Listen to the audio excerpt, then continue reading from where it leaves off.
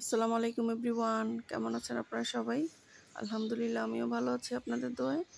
আজকে আমি আপনাদেরকে খুবই হেলদি আর স্বাস্থ্যসম্মত একটি হালুয়া বানিয়ে দেখাবো। আর খেতে খুবই মজা, কেউ বুঝতেই পারবে না যে এটা পেঁপের হালুয়া। চলুন তাহলে দেখে নিই আজকে আমরা পেঁপে দিয়ে কিভাবে হালুয়া বানাবো। এই জন্যে আমি এখানে 3টা মাঝারি সাইজের পেঁপে কেটে নিয়েছি। সুন্দর করে একদম মাঝখানের সব বিচি ফেলে আমি ছোট ছোট করে টুকরো করে নিয়েছি। এরপর আমি সামান্য পরিমাণ লবণ দিয়ে দিব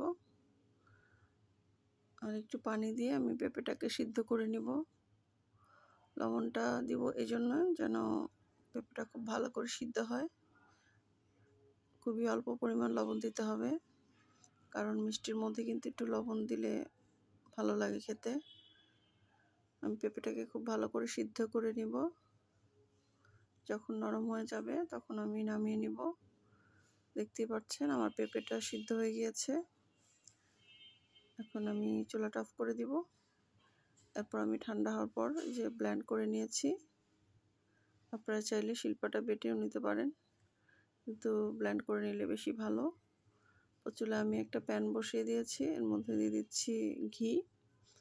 হালুয়া সবসময় ঘি দিয়ে বানানোর চেষ্টা করবেন, এতে করে অনেক ভালো টেস্ট আসে।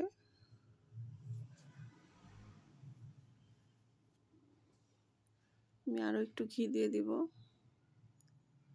কারণ হালুয়াতে যত বেশি ঘি দেওয়া যাবে হালুয়ার টেস্টটা কিন্তু তত বেশি মজা হবে। এরপর আমি এখানে কিছু বাদাম আর কিশমিশ নিয়ে নিয়েছি। আমি এগুলাকে একটু ভেজে নেব, এতে করে ফ্লেভারটা ভালো আসে আর মুচমুচে হয়। এরপর আমি উঠিয়ে নিব।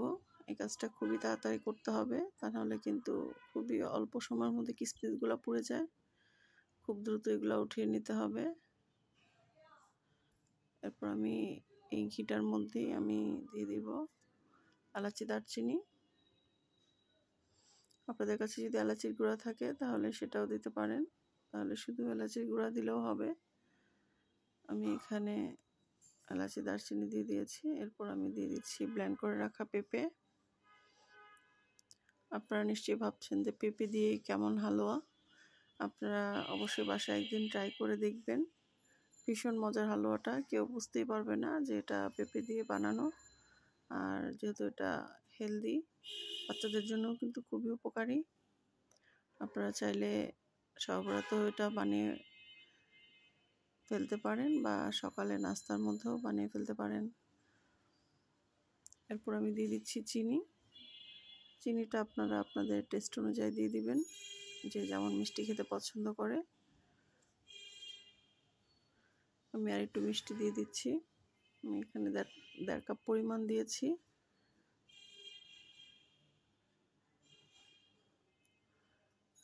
হালুয়াটা কিন্তু একটু সময় সাপেক্ষ ধৈর্য সহকারে বানাতে হবে, যতক্ষণ না পর্যন্ত পানিটা শুকিয়ে যায়। একটু নাড়াচাড়া বন্ধ করা যাবে না। আর আমি এখানে দিয়ে দিচ্ছি একটু গ্রিন কালারের ফুড কালার। এই কালারটা দিলে হবে কি, একদম পেঁপের কালারটা যে ওই কালার আসবে, মনে হবে যে একদম পেঁপেরই হালুয়া। আপনাদের হাতের কাছে যদি থাকে তাহলে দিয়ে দিতে পারেন, না দিলেও কোনো সমস্যা নেই।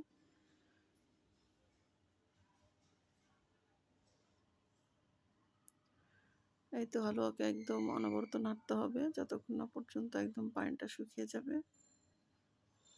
যখন একদম ফ্রাই প্যান থেকে উঠে আসবে নাড়তে নাড়তে, তখন বুঝতে হবে যে হালুয়াটা হয়ে গিয়েছে।